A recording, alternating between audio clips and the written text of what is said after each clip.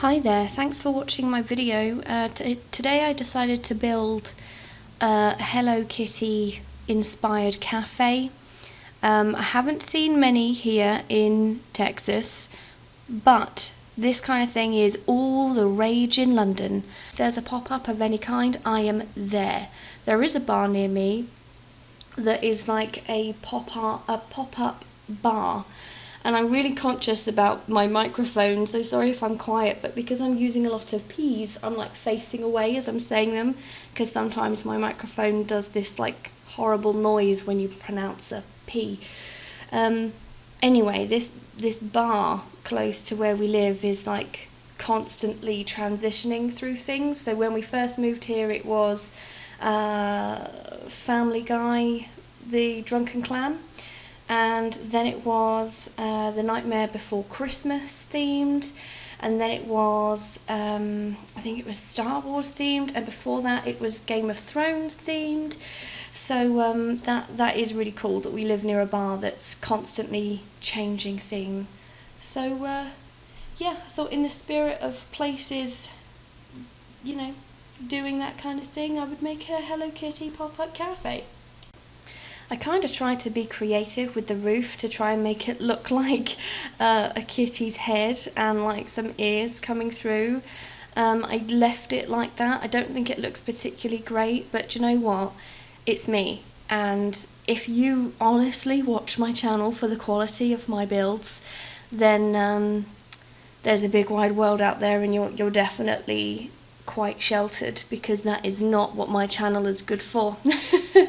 I am by no means a very good builder at all, but I do like to try and be creative every now and again, try new things.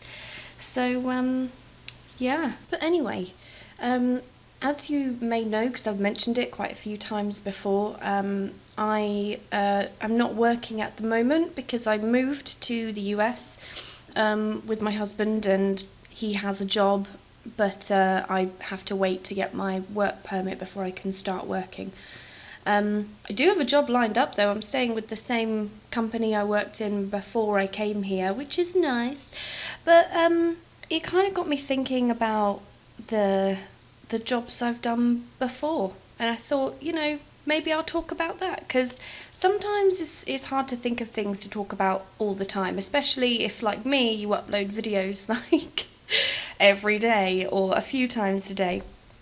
So I thought I'd just talk to you about a few of the jobs that I've had, in no particular order. So I've already like mentioned during like commentaries and stuff before some of the things I used to do.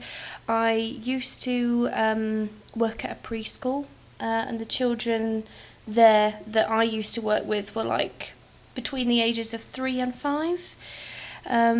Once a week I used this like monkey puppet and made up some bullshit holiday I'd been on, like a ventriloquist, and we used to do this thing called the banana dance. The kids would shit themselves. So that was one of the few jobs I would say I was actually quite good at. Sometimes I missed it. I think I was probably not as serious as I could have been.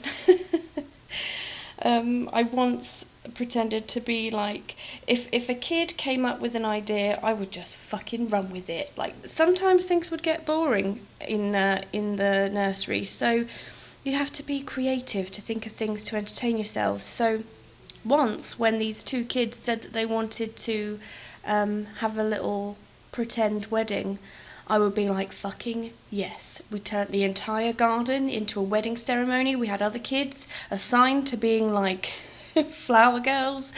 Did the whole ceremony. Of course, I had to get myself some kind of elaborate costume and pretend to be a very over-the-top vicar to conduct the wedding ceremony. I feel like I was just sort of living out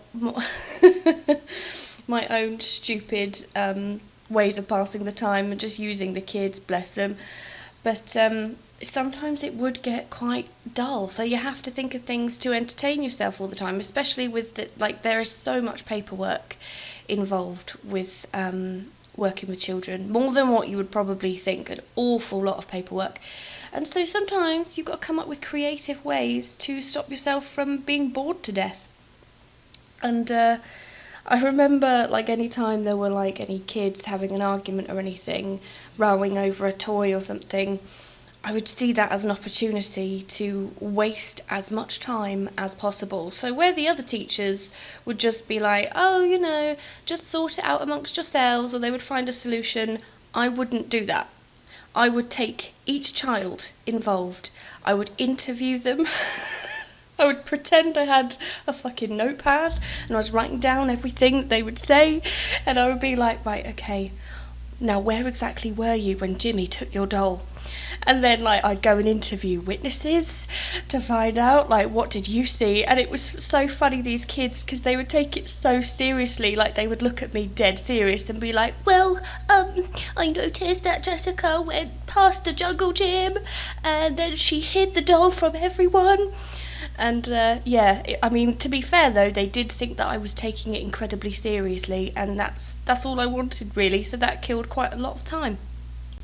I also worked in sales for a vineyard, a wine company, just because there was a vineyard near where I used to live, and it was great. We had wine tasting every day, learning about grape varieties and food pairings and shit. The only thing was, the sales were like over the phone, and it was a bit like how Nigella Lawson used to do like the pudding commercials. You have to like put on a bit of a sexy voice for the customer, like you're trying to sell them, but you want to act like you want to fuck them as well. So you'd be like, oh, this wine would be fabulous for entertaining guests. Really oversell every single element of the wine, like this one is zesty, so you know it's perfect for a summer's day, and this one is very high alcohol percentage, so you can save yourself from splashing out on Rohypnol. It was really over exaggerated. I didn't make many sales. Turns out my voice isn't that sexy. Go figure. And the last job I had was in the motor trade. Used to talk to customers a lot, mainly about problems they were having with their cars or with their motorbikes. One of the funniest conversations I had was with a lady. She had a little automatic car, and she called up to complain because her car wasn't working, and I asked her what the problem was, and she said it just doesn't drive. And I asked her to explain what she does when she gets in the car, and she said, well, it's simple. When it's daytime, I put the gear stick into D, ready for daytime, and it drives absolutely fine. But then when it comes to nighttime... Took me a while to explain that one to her, bless her. I also had a customer that used to write me letters. He was a prisoner. He was in prison. He used to write to ask for free brochures. He asked for free brochures every single week. I used to send them to him every single week. They were so that he could decorate his prison cell. They were a really good company though, honestly, best company I've ever worked for. We would get like chocolates on our desk on Valentine's Day, Easter eggs. Anytime there was a new commercial, they would like send out invitations to a pre-screening of this 30-second commercial. People would go down to meeting rooms with a big screen. They would hire a popcorn machine so that we could all get popcorn, sit in this meeting room, watch the big screen for 30 seconds. But yeah, I'm not going to complain.